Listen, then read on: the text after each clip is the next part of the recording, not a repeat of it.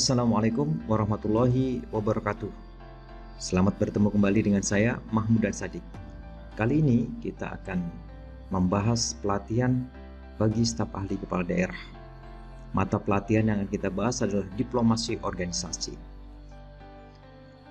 Latar belakang dari pelatihan ini adalah bahwa kompetensi staf ahli kepala daerah dalam melaksanakan tugas dan fungsinya dalam penyusunan kebijakan publik di daerah perlu ditingkatkan. Tugas dan fungsi staf ahli kepala daerah dalam penyusunan kebijakan publik daerah perlu disertai dengan kompetensi secara memadai. Peningkatan kompetensi staf ahli kepala daerah berdampak pada peningkatan kualitas kebijakan publik di daerah. Deskripsi singkat dari pelatihan ini bahwa mata pelatihan ini membekali peserta dengan kemampuan mengaplikasikan diplomasi organisasi dalam melaksanakan tugas dan fungsinya.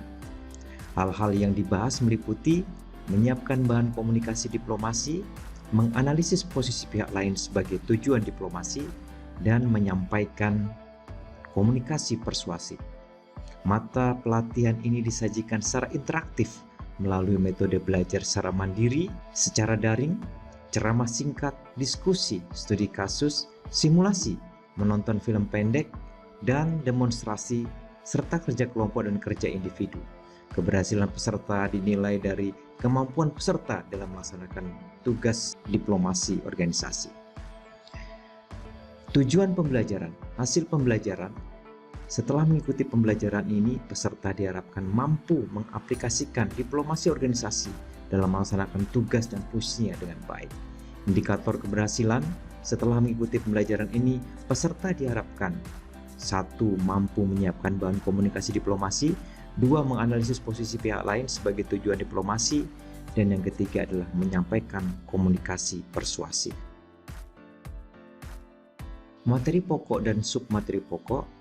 Materi pokok yang pertama adalah menyiapkan bahan komunikasi diplomatis. Adapun submateri pokoknya pengertian komunikasi dan komunikasi organisasi. Selanjutnya pengertian diplomasi organisasi atau identifikasi tujuan komunikasi, pemangku kebijakan, aspek politik dan hal sensitif, melakukan riset pemangku kepentingan, dan penyusunan bahan pokok bahasan komunikasi.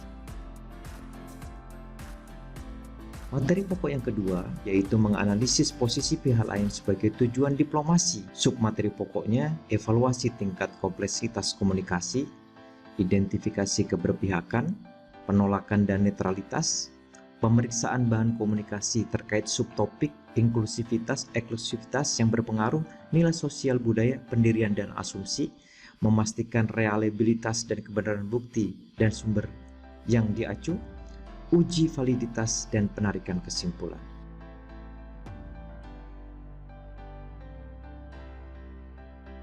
Materi pokok yang terakhir atau yang ketiga yaitu menyampaikan komunikasi persuasif, uji validitas dan penarikan kesimpulan, pendekatan komunikasi, analisis risiko, respon argumen pihak lain, informasi diajukan untuk memperoleh opini, dan kesimpulan pihak lain.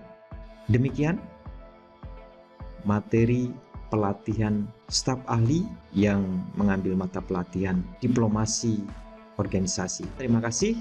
Wassalamualaikum warahmatullahi wabarakatuh.